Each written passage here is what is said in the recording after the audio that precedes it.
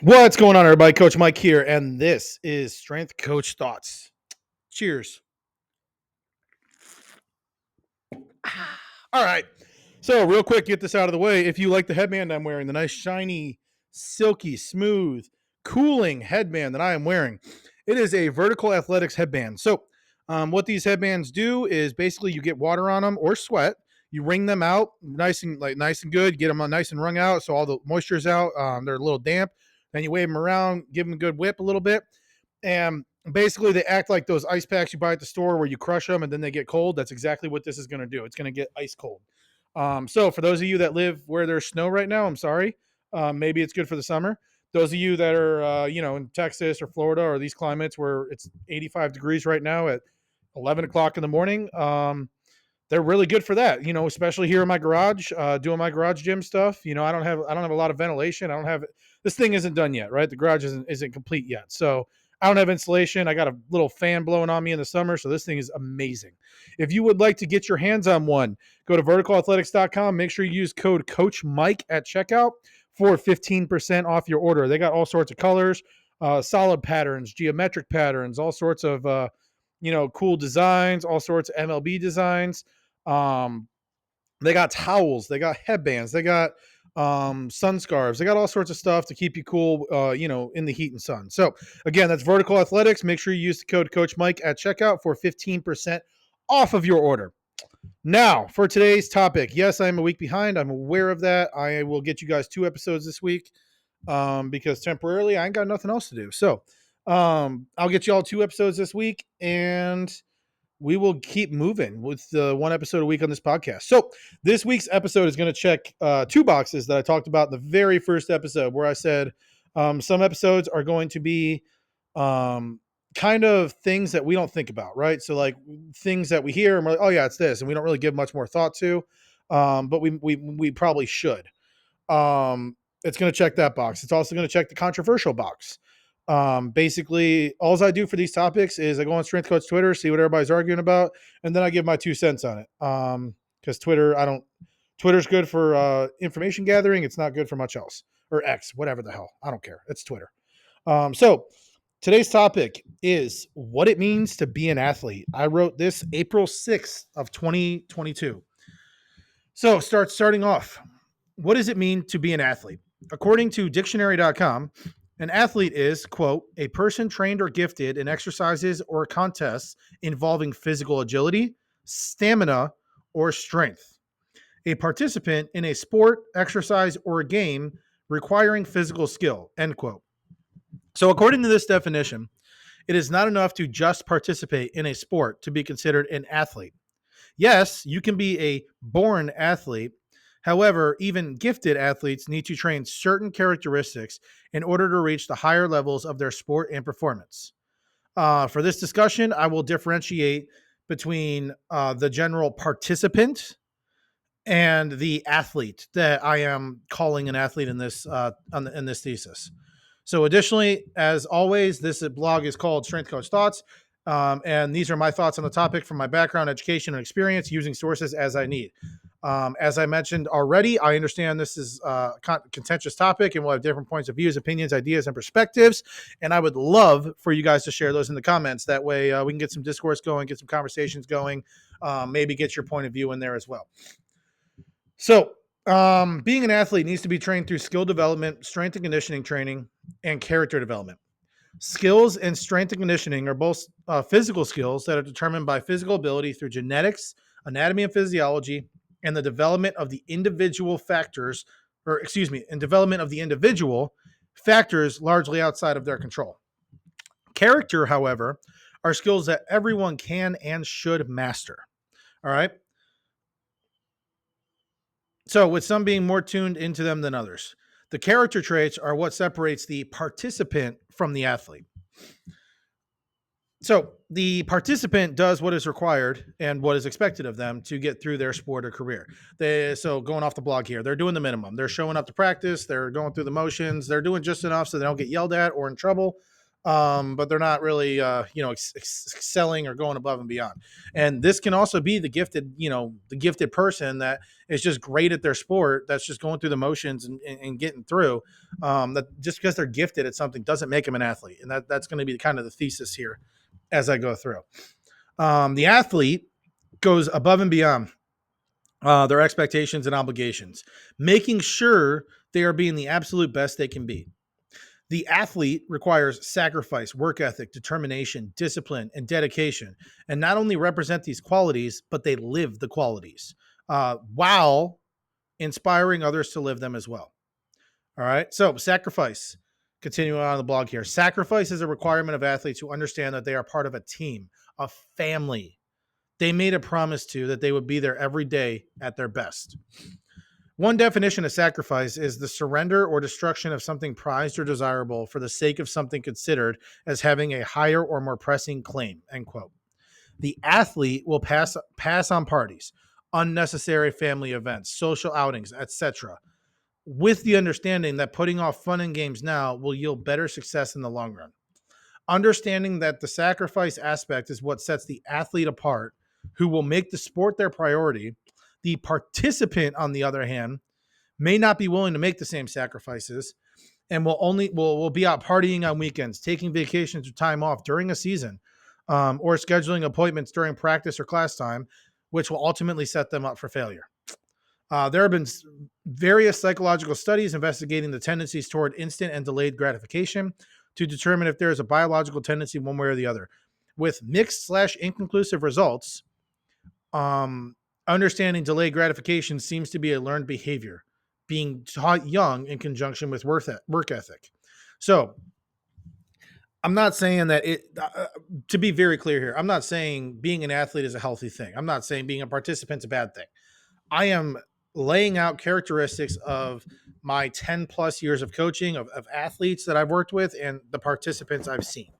Um, I worked with a mental performance coach with the Army with Fort Bragg, and he famously, there were three of them, and one of them was like sleep and family wellness and blah blah blah blah blah. And he said, "I don't care if you divorce your wife. My job is to make you better at your job." In that case, right? So, um, I am differentiating between an athlete and a participant, and I'm not saying an athlete is, I'm not saying these are good or bad people, like good person, bad person.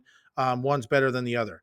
I'm just simply saying that an athlete is going to sacrifice to get where they want to be, get ahead of the others. Participant is largely just there because social status, make their parents happy, different stuff like that, right? So continuing on. Work ethic plays off sacrifice and is, quote, a belief in the moral benefit and importance of work and its inherent ability to strengthen character, end quote. The athlete puts the work in, getting as many reps as they can, jumping on the scout or JV teams, even to get the extra reps and get more of a look. They not only do the requirements of the workout, practice, film, review, etc., but go above and beyond, putting in maximal effort every time. Just going through the motions is unacceptable to the athlete, and they do not cave to that even when they are exhausted. This work ethic also drives the athlete to be the first one at practices, films, lifting, etc., and the last one to leave, making sure everything is cleaned up and helping out in every way they can. In contrast, the participant may only put the work in when coach is looking or when they are in, but not looking for extra reps or opportunities to improve otherwise. They likely will do the minimum or average requirement in the weight room and during film, and often don't help out cleaning things up. I am not calling it laziness because that is different, being that the participant is actively participating in their sport, which shows some effort being put forth, just that they likely do not go above and beyond. So, similar thing I've been saying, the athlete goes above and beyond. The participant just is there to be there. So, this work ethic that an athlete displays often stems from their determination, which is, quote, the quality of being resolute, firmness of purpose, end quote. The athlete often has a purpose to be there or feels that their sport is their purpose. And that is a clear distinction between the athlete and participant going off the blog here. The athlete feels they are meant to do that sport. They are meant to play football, meant to play basketball. They are meant to be a weightlifter, etc., etc. The participant may be feeling things out. Maybe they're trying baseball this season, see how it goes. Maybe their parents really want them to play football, and they're trying to make their parents proud, or all their friends are doing something, so they want to be a part of it. That's really what I'm trying to say with the difference between an athlete and a participant, right? So this drives them. So going off of it being their purpose, this drives them to be the absolute best they can be to meet their calling and advance through the highest levels of the sport. This determination is what compels the athlete to get to practice early, to work on their craft, and stay late to fix mistakes or work with other players. This determination demands the athlete to put their absolute maximal effort into everything they do because they cannot accept anything less. Seeing less than their best as it is a disappointment or failure to themselves or whoever they are driven by, family, better life, etc. The participant, however, may not even be determined and may only be motivated by being part of the team or not embarrassing themselves in their sport or in front of their friends. For coaches, this is a hard spot to navigate at all levels. Sport is hard and competitive, and without determination, it is exponentially more difficult to be successful in the sport. If that is even the athlete's ambition to be successful. It is easy to perform when you are motivated. However, determination is what drives you to be your best when you don't feel like it. So, having determination makes discipline extremely important and more approachable. Discipline is, quote, an activity, exercise, or regimen that develops or improves a skill or training, end quote. Simply put, discipline is doing the little things that lead to larger successes. The athlete will make sure they are early to practice so they are warmed up and mentally prepared when practice starts, making sure their team is ready to go and ensuring everyone is upholding the standard. The athlete makes sure their grades are not only passing, but they are excelling in school so they don't have the additional stress of school to worry about. This is more easily achieved through the habits that they have learned through their discipline, which allows them to see success. The athlete shows discipline by knowing what is expected of them and ensuring they not only take the steps to meet the expectation, but go above and beyond to ensure they are set up for success when they do. So I'm going to pause there. The tools the athlete develops by being an athlete, by learning that discipline, that work ethic, everything, the determination, everything I'm talking about in here, those are typically what makes them successful in and out of the sport. And what I mean by that is, notoriously in the corporate / insurance worlds, they're going after former college athletes that don't make the cut for the NFL or whatever for the professional league, because the tools that got an athlete through D1 playing, or even D3. I love coaching D3 because I famously say D1, you got a lot of God complexes, personality complex. Now with NIL, it's getting even bigger complexes. D3, you're basically paying to play. They can cut some money off tuition, but you're still, they can't give scholarships. They can't, they're not giving you anything to play for them. You're playing because you want to be there. So I loved coaching D3. Just there's no money coaching D3. I mean, I'm not saying you're not getting rich. I'm saying there's literally you can't even afford to live coaching D3. So, all that being said, it's the people the athletes that develop those skills early on are going to be the ones more successful, and that's why companies go after them when they're done with their sport career, because they're still putting in that they still have that desire to excel and that desire to keep pushing and competing. So all these sales companies will go after them to try to capitalize on that in the sales market. So moving on. The participant, on the other hand, will often show up to practice on time and warm up at the beginning of practice as it is starting. So basically warming up with the team as, we're starting practice. Nothing wrong with that. That's what, the strength coach is there for, is to warm the team up.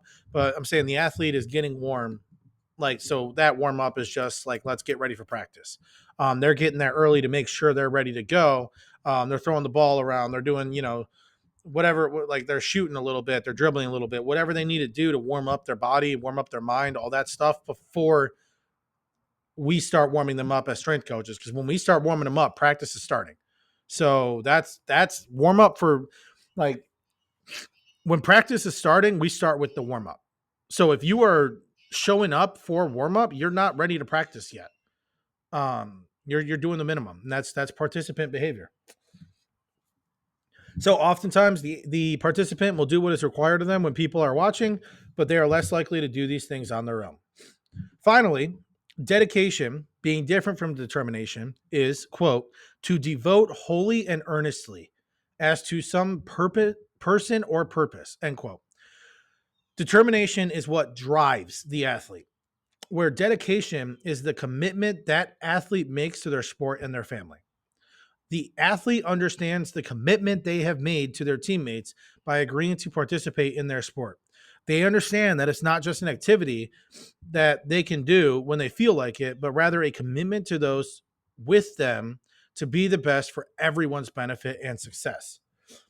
So, um, famously, so I'm going to pause the blog there. Famously in the military, we say fight for the people to the left and right of you, right? You may not agree with the mission. You may not agree with the war. You may not agree with the politics of it, but you're on the front lines and you're fighting for the persons to the left and the right of you. That is what the athlete understands. The athletes come into practice and they're saying, I'm giving you my best because I'm like, we are all in this together and we should all be giving our best forward. We should all be trying to help each other succeed here. We should all be our best to push. So if I'm giving you my best and you're giving me your best, we're both going to keep getting better because we're playing against each other's best. So continuing on. So the participant may not truly make this commitment and may just look at the fun aspects of the sport and sort of fall off when they don't feel like being there. They may not understand the true magnitude of the commitment they made to their teammates and coaching staff. So I'm basically saying the athlete is committed to the sport, the team. They want success, and they understand that success is going to come by helping everybody out, by everybody's success, right? The participant is there maybe for just the swag, maybe just to be like, hey, I'm on the football team. So when they're at parties, they could say I'm on the football team, like stuff like that. So that's really all I'm getting at with the dedication section. Like the athlete understands the dedication required to the commitment they're making to the team and the sport. The participant might not actually be committed there. All right, so closing off here. In addition to the qualities mentioned above, most importantly, athletes inspire those around them to be teammates, peers, coaches, family, etc. The athlete lives their practices, understanding that in order to truly be great, it needs to be practiced and honed and can't be phoned in when they feel like it. Because of this, the athlete will radiate inspiration by showing humility with their skill set while trying to help bring others up to be the best as well. Understanding that a team is a system that is only as good as its weakest link. This will inevitably lead to others being jealous, envious, or just outright opposing them from some participants. However, the athlete or from some participants. However, the athlete understands where this is coming from and still tries to meet them where they are to help foster the connection. This makes the athlete a leader with more people looking up to them as they progress throughout their careers. The athlete understands this and works to develop leadership and character traits by working with their coaches and striving to become a captain or leader on their teams, in their schools, and in their communities. So, what I am saying with that one is that this entire time I've been talking about the athlete within their sport, physical quality, showing up early for warm ups, for extra skill work, et cetera, et cetera.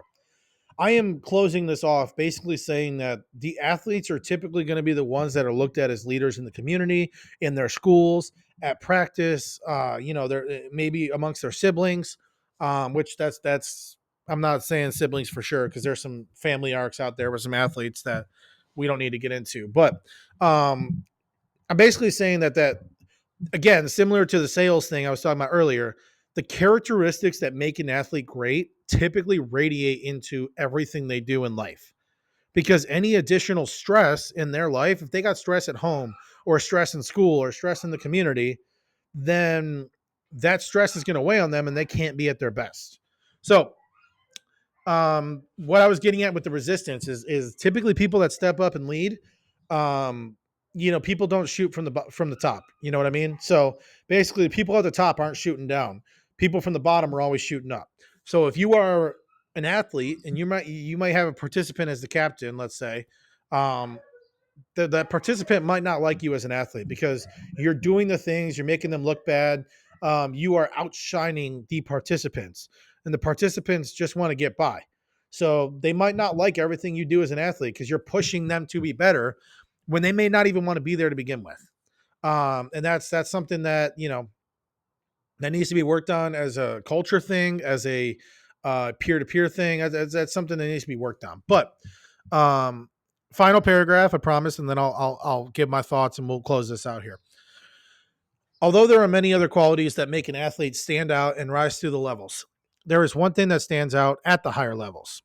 When there is an equal opportunity, the athlete goes above and beyond to do the things that set them up for success. They make the extra effort to make sure that they are truly living the characteristics and virtues they know will elevate them as an athlete and as a human being.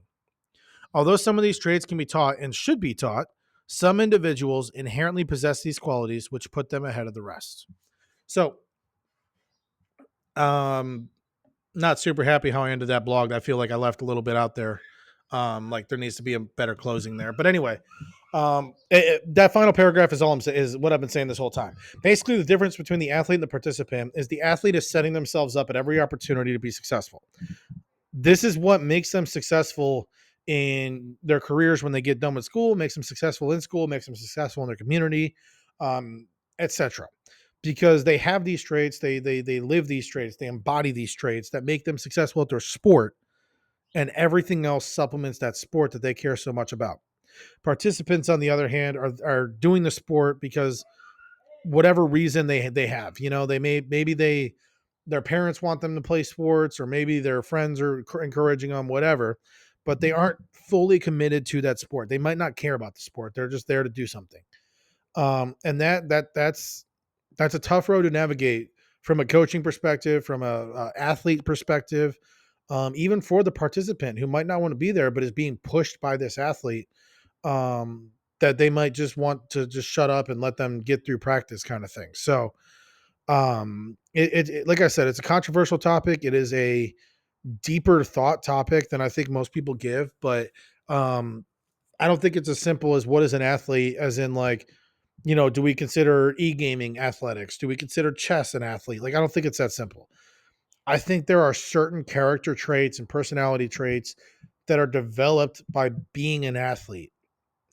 And that doesn't mean you can't develop those outside of sport, but I think sport is the vehicle that a lot of kids develop them in early, and the easiest vehicle to develop those traits in. But it's also the easiest vehicle, the most accessible vehicle to mess kids up with. Um, I was on a weightlifting house coaches seminar a couple years ago, and we had a Chinese weightlifting coach on there, and he was just we were all kind of doing like a discussion thing, and or he was Chinese or Russian. I think it was Russian. It might have been Sergey Puchov. I can't remember. But basically, it was a non-American coach, and he basically, somebody joked about why does American weightlifting kind of suck so bad, and we all kind of gave our 2 cents about it. But they said it perfectly. They said in America we have the model backwards. We put our best elite coaches with our best elite athletes, and then we trickled down the train from there. So famously in strength and conditioning, like nobody wants to train youth athletes. Nobody, like, we're not trained in training youth. Like, we most places that want to make money, they try to train youth athletes. However, strength coaches are not trained to work with youth at all. Like, we can work with maybe middle school starting, but we are not equipped with the tools to handle 6 to 8 year olds in a weight room setting doing daycare. Basically, we're not equipped for that, and that's not a bad thing. That's just not our skill set. That's not what we are equipped for in school. And that's kind of what this coach was talking about, is like in other models, in the successful models, Their best coaches are working with the youngest level because that's where the foundation and the fundamentals are taught. And in America, he joked that any dad with a whistle can coach a youth team. And then we wonder why on the world stage we suck at a lot of things. It's because by the time they get to a good level, they have to unlearn everything that dad with a whistle taught them and relearn the sport. And we really don't have strength and conditioning development in America. I mean, collegiate, we have it mostly. Like we have D1, most D1's programs have it. D2, D3 kind of has it. NAIA might have it. High schools don't have it really. It's still like, your football coach is running the weight room and maybe they know what they're doing, maybe they don't. Or your PE teacher who is doing, PE weight room stuff. Like it's not we're America isn't set up for sports. Like we love our sports, but we're just not set up for sports like other countries are. Um, and I think that's a very key role of what I'm trying to say with this whole podcast is that, or this whole episode is the youth are where you learn these qualities. Youth sports are where you learn, teamwork, communication, playing, like taking turns. Like if you're playing soccer or basketball, you can't just hog the ball and expect to win when you got however many other people, depending on what sport you're playing. Um, you have to learn strategy. You have to learn how to work with other kids. Like you have to learn how to take instruction from a coach. Like how to take feedback from your parents, from the coaches, from your other players, like etc. So we until we can flip the model, which again, I'm not going to present a problem I don't have a solution to because I don't have a solution to fix this. Like I have no way to start this, but until we start getting our best coaches equipped with the tools and with our youngest levels, we are going to continue to struggle. And I think we're going to continue to still see participants instead of athletes because we're relying on whatever dad has free time in the evening to coach our kids. And I've talked in other episodes the role of the coach. We can I think if you watch that episode you understand, and I'll put the link to that episode after this video, but you'll understand why that is such a major problem with the role of the coach, and then just any dad with an evening off is coaching our kids, which is where they're introduced to the sport that they're hopefully going to be in for a good long while. So that's enough doom and gloom for that. I do think we can turn things around. I think we can repair models. I think there's a lot of people working to do that. A lot of organizations are trying to get things in the right place to start eliciting change. This has been Strength Coach Thoughts, what it means to be an athlete. I'm Coach Mike. Again, if you like my headband and you want a cooling headband of your own, go to verticalathletics.com. Use code Coach Mike at checkout for 15% off. Thanks for watching. I will see you next time.